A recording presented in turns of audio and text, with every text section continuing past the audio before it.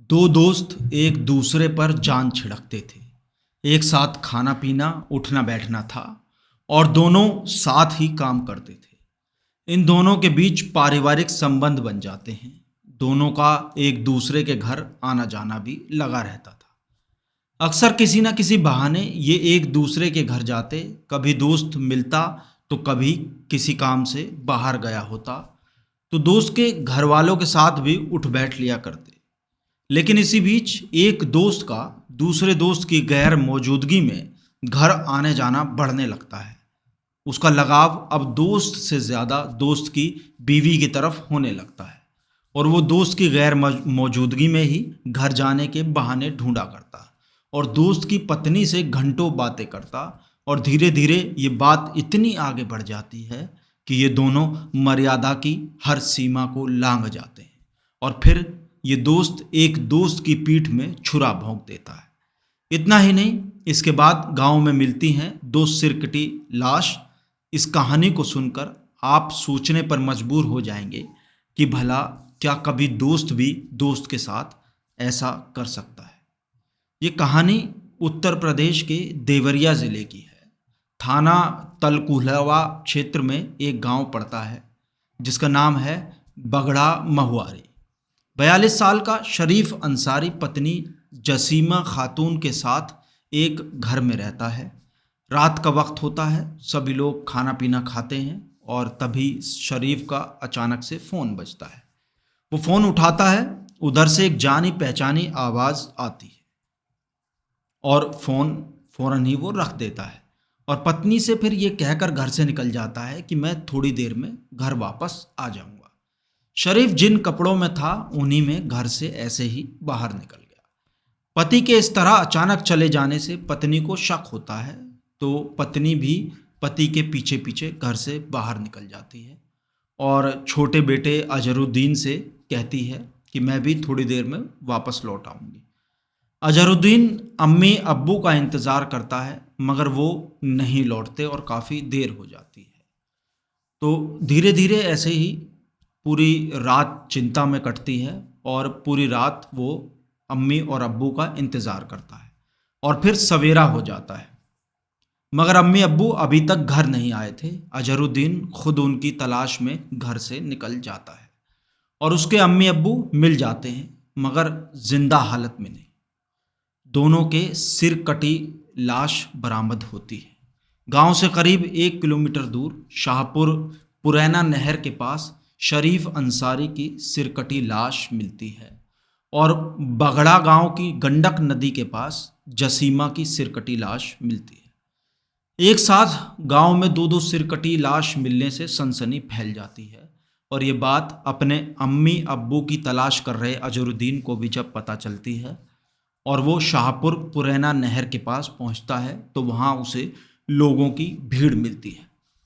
हत्यारों ने बड़ी बेरहमी से शरीफ की हत्या की थी। सिर काटने के साथ उसके दोनों हाथ भी काटकर अलग कर दिए थे। शरीफ की लाश से करीब 1 किलोमीटर दूर जसीमा की लाश पड़ी हुई थी। हत्यारे ने उसका भी सिर धड़ से अलग करने के साथ जसीमा का प्राइवेट पार्ट, बायां हाथ और दाहिने हाथ की उंगली भी काटकर अलग कर दी थी। थोड़ी देर में इस हत्याकांड की खबर जंगल की आग की तरह पूरे इलाके में फैल जाती है। जिस तरह से पति पत्नी की हत्याएं की गई थी उससे साफ लग रहा था कि हत्यारे को मृतकों से काफ़ी नफरत थी। वारदात की सूचना पुलिस को मिलती है तो पुलिस भी मौके पर पहुंच जाती है और मामले की गंभीरता को देखते हुए पुलिस के आला अधिकारी भी पहुंच जाते हैं। घटनास्थल के निरीक्षण के बाद पुलिस टीम इस नतीजे पर पहुंचती है कि वारदात को कम से कम 3 लोगों ने मिलकर अंजाम दिया है। ये किसी अकेले व्यक्ति के बस की बात तो नहीं है।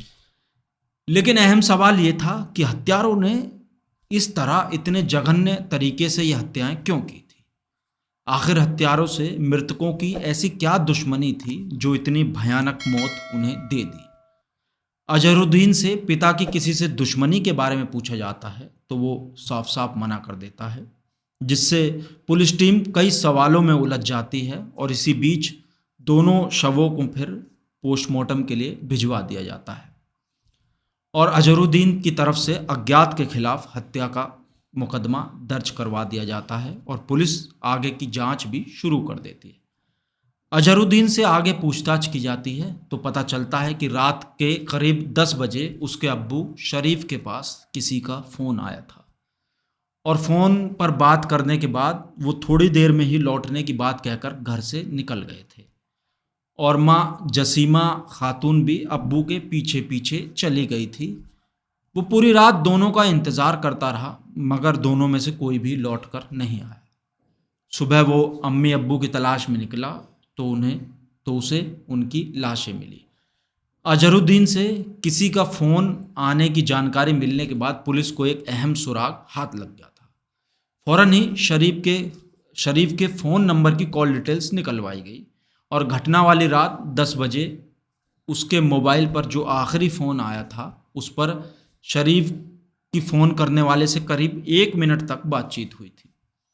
पुलिस ने उस नंबर के बारे में और जानकारी निकाली, पता किया तो नंबर उसी गांव के रहने वाले अरविंद प्रसाद नाम के एक आदमी का निकलता है। पूछताछ में पता चला कि अरविंद और शरीफ दोनों बहुत गहरे दोस्त थे। जंगल में लकड़ी काटने दोनों एक साथ जाया करते थे। इसके अलावा अरविंद गांव के बाहर अंडे की दुकान लगाता था। अरविंद और उसके छोटे भाई का शरीफ के घर आना जाना था। मतलब साफ था कि दोनों परिवार में अच्छे संबंध थे, पारिवारिक संबंध थे।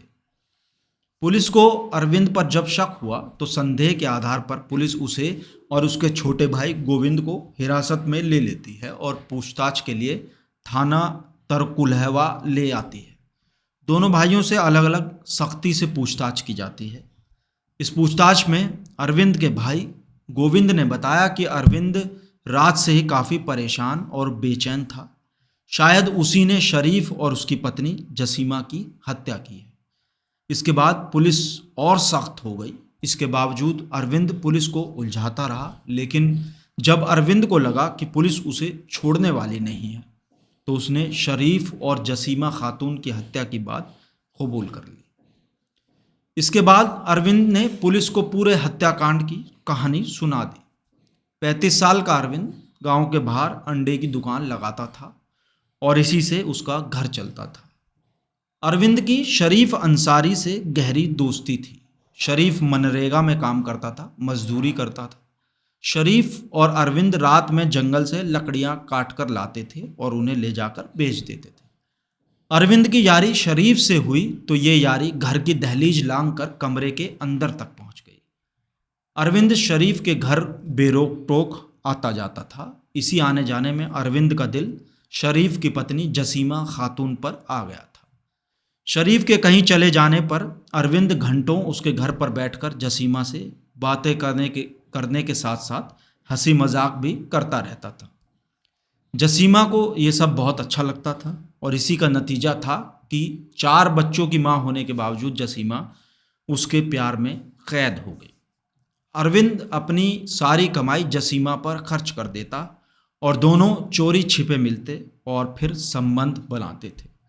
लेकिन वो कहावत है कि चोरी चाहे पर्दे के पीछे ही क्यों ना की जाए, एक ना एक दिन सबकी नज़र में वो आ ही जाती है।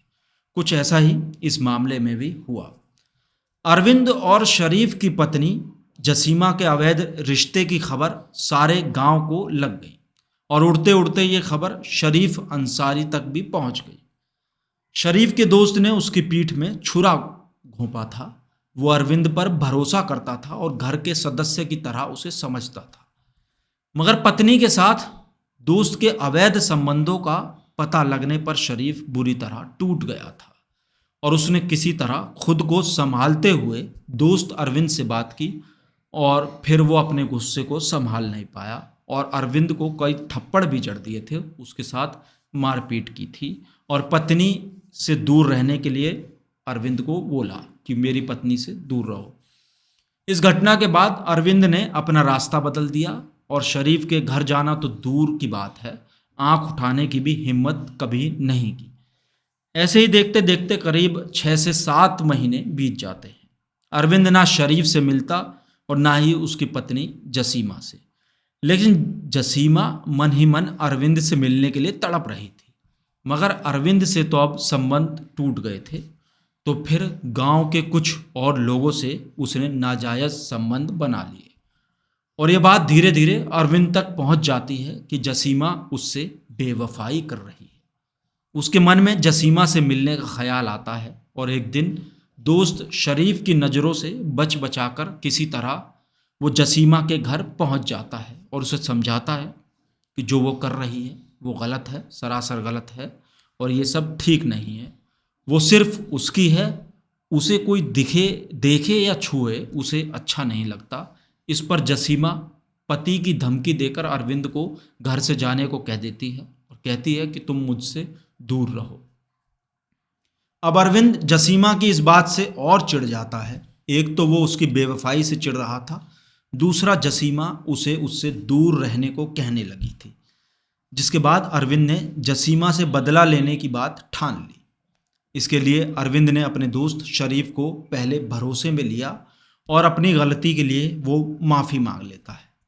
शरीफ ने भी सारे शिकवे गिले भुलाकर दोस्त को गले लगा लिया और माफ़ कर दिया। मगर अरविंद के मन में कुछ और ही चल रहा था जो कि शरीफ को नहीं पता था। दोनों दोस्त एक दिन मिलते हैं तो अरविंद एक शरीफ से उसकी पत्नी के गैर मर्दों से संबंध वाली बात उसे बता देता है। फिर तो उसने जसीमा की जमकर खबर ली, लेकिन इसके बाद भी अरविंद अपने मकसद में कामयाब नहीं हो पाया था। इसका नतीजा ये निकला कि उसने शरीफ और उसकी पत्नी दोनों को ही मारने का मन बना लिया। इसकी वजह यह थी कि शरीफ के द्वारा की गई बेइज्जती, जो उसके द्वारा पिटाई की गई थी, उससे वो अभी तक उबर नहीं पाया था, उसको भुला नहीं पाया था।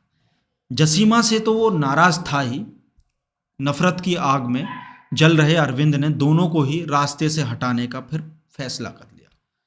अरविंद ने दोनों को सबक सिखाने की जो योजना बनाई, उसके अनुसार उसने 14 मई 2017 की रात 10 बजे शरीफ को फ़ोन करके शाहपुर पुरैना के जंगल में लकड़ी काटने के लिए बुलाया था। शरीफ अजहरुद्दीन से थोड़ी देर में घर लौटने को कहकर घर से निकल गया था।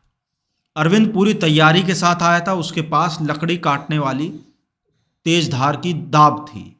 थोड़ी देर में शरीफ उसके पास पहुंचा तो अरविंद ने उसे लकड़ी काटने के लिए पेड़ पर चढ़ने को कहा और शरीफ जैसे ही पेड़ पर चढ़ने के लिए आगे बढ़ा, पीछे से अरविंद ने पूरी ताकत से उसकी गर्दन पर दाब से हमला कर दिया। ये वार इतना ज़ोरदार था, इतना ज़बरदस्त था कि उसी एक वार में शरीफ का जो सिर है वो धड़ से कटकर अलग हो गया। बेइज्जती का बदला लेने के लिए अरविंद ने उसके दोनों हाथ और पैर भी काटकर अलग कर दिए और संयोग से तभी पत्नी भी पति के पीछे पीछे वहां पहुंच गई। जसीमा को देखकर अरविंद घबरा गया और उसने पकड़े जाने के डर से उसी दाब से उसको भी मौत के घाट उतार दिया। उसने उसका सिर भी धड़ से काटकर अलग कर दिया और 1 किलोमीटर दूर ले जाकर गंडक नदी में फेंक दिया था। सबूत मिटाने के लिए जसीमा की लाश को उसने ले जाकर पुरैना नहर के पास फेंका। इसके बाद गंडक नदी में खून साफ करके घर लौट आया। पूछताछ के बाद पुलिस ने अरविंद को अदालत में पेश किया, जहां से उसे जेल भेज दिया गया। क्रूरता की सारी हदों को पार करने वाला अरविंद 2 मर्डर करने के बाद सुबह गांव वालों के साथ तमाशबीन बना घूम रहा था, मगर उसकी चालाकी ज़्यादा देर तक उसके गुनाह की दास्तान को छिपा नहीं सकी। अब उसे इसकी सज़ा भी मिल गई है। आगे भी क्राइम की ऐसी सच्ची कहानियों के लिए हमारे चैनल खबर की खबर को सब्सक्राइब कर लें और हाँ, दोस्तों के साथ शेयर करना बिल्कुल ना भूलें।